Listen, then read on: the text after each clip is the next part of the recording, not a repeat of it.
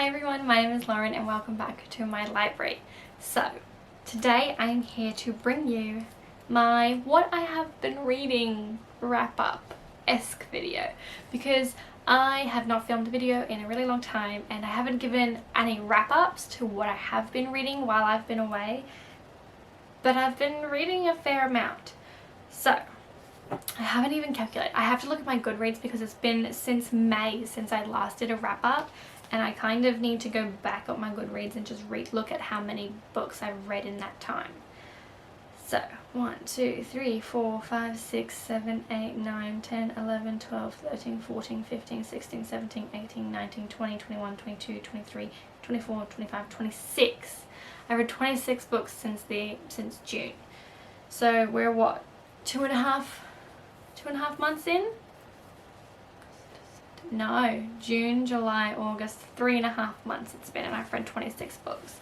So I'm not really on track for my reading goal this year, because I should be reading 25 books for every 3 months, and it's been 3.5 months.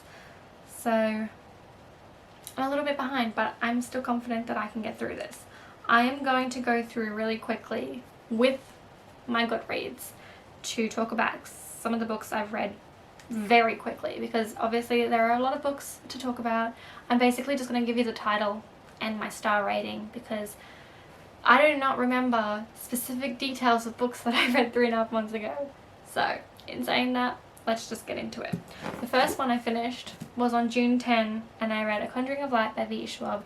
This is the final book in the Darkest Shade of Magic trilogy, and I know I love this book. I rated it 5 stars, and I remember Lila and Kel, and just this book was so freaking phenomenal. I feel like I need to go back and reread them already. Like, I just loved this world so much, and I love Victoria's writing, and I freaking loved this book. So the one after that I read was The Year Shakespeare Ruined My Life. I believe this was an ARC or just a library book that I borrowed. I ended up rating it 2 stars, so obviously I was not a fan of it. I also read The Shadows Between Us by Tricia Levensteller. I rated that one 5 stars. I remember that one really well.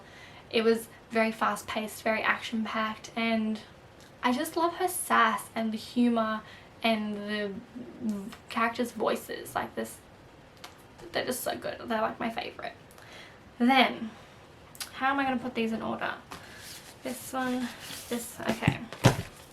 And then over the space of the last 3.5 months, I have read 4 of the Throne of Glass novels. This is massive. So I read Crown of Midnight, Heir of Fire, Queen of Shadows, Emperor of Storms. I only finished Emperor of Storms like a couple of days ago, so I haven't started Tower of Dawn yet, but I plan to. But these books are massive and heavy, so I'm going to put them down. But I did really enjoy them. So I know that, I think Crown of Midnight's the 2nd, so I've done the 2nd, 3rd, 4th and 5th book. Right. I know that from Heir of Fire, so the 3rd book in the series, everything kind of starts to change. You can see that Sarah J Maas's writing style has changed. She's kind of got an idea of where this book is going to go. And in the last novel, I just remember when I was reading it, like, all these intricate little paths kind of finally seemed together, and you could kind of see where it was going to go, what was going to happen, and I think that it was just a slow build to that. So I'm really excited, not so much about Tower of Dawn, but Kingdom of Ash I'm really excited to get to, because I feel like that is such a ginormous book that there's just going to be so much stuff packed into it. I know this one seems like the shortest one of all of them, but I don't know if the writing font has changed, but this one just felt like it went for hours, and I felt like I could just, like, it could have been split into 2 books, to be honest. Like, I still loved it though. I don't remember. I rated, let's see, Crown of Midnight 3 stars, Heir of Fire 4 stars, Queen of Shadows 4 stars, and Emperor of Storms 4 stars. So that's how that went. Then I read The Kiss of Deception by Mary E. Pearson. I rated that one. I have not rated that one at all. I think I probably rated about 3 stars. It was interesting to know or to read from the perspective of not knowing which person. So there's obviously this one woman who's like run away.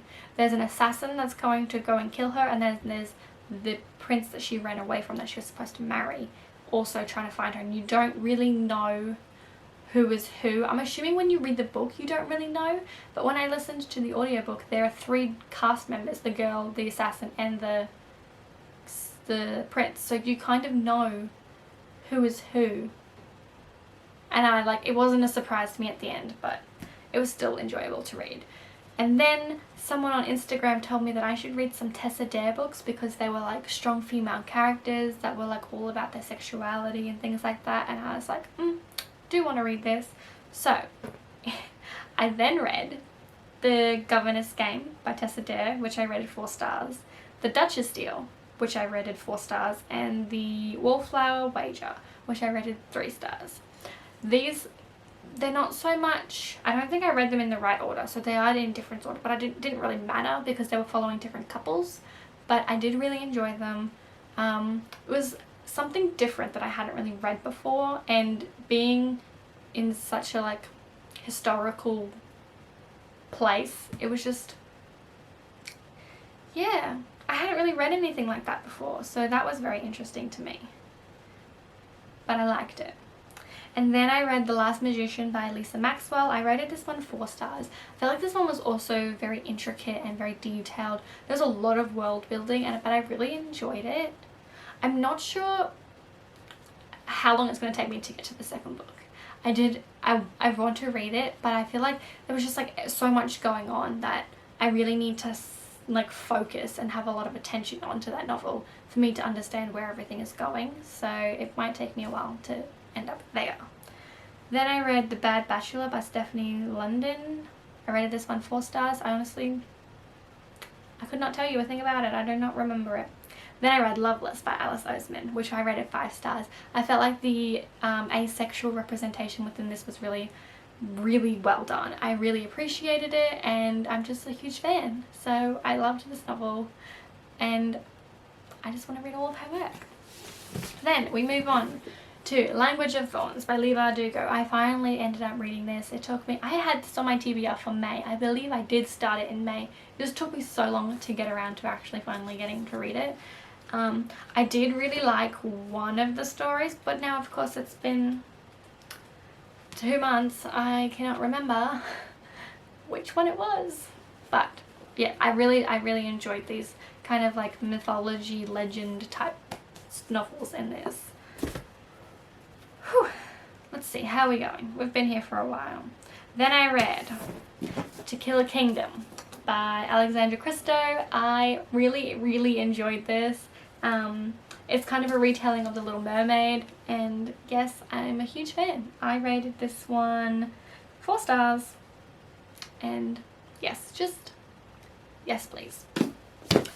After that I read Wild at Heart, the sequel to A Simple Wild by K.A. Tucker. This one was so good. I absolutely loved The Simple Wild, and after I read it I just could not stop thinking about it, and I was just like going over the story again in my mind over and over and over, and I was like, I just need to read the second book and just kind of like flush it out of my system.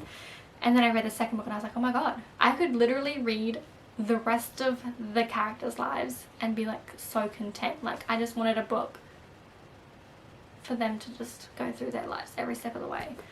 I was like literally obsessed with them. I loved it so much. Then I read Storm and Fury and Rage and Ruin by Jennifer L. Armentrout. These ones were a little different to what I was expecting. I remember people saying that the romance and stuff in this were amazing, like everyone loved it and everyone was so excited about, and there was so much hype towards these books. I read Storm and Fury, I read both of them 4 stars. But yeah, I'm very interested to see how it's going to go. I kind of didn't really enjoy the ending of Rage and Ruin, and I was just like, oh, how dare you? That was rude. So I'm interested to see what happens in the 3rd book when it gets released. Alright, and then the end of last month, I read City of Brass, finally, by S.A. Oh, I don't want to butcher this. I feel so bad, but I'm so terrible at saying people's names. So, City of Brass. I rated this one 3 stars. I think when I was reading this, I was kind of going through a little bit of a change of like my entire life.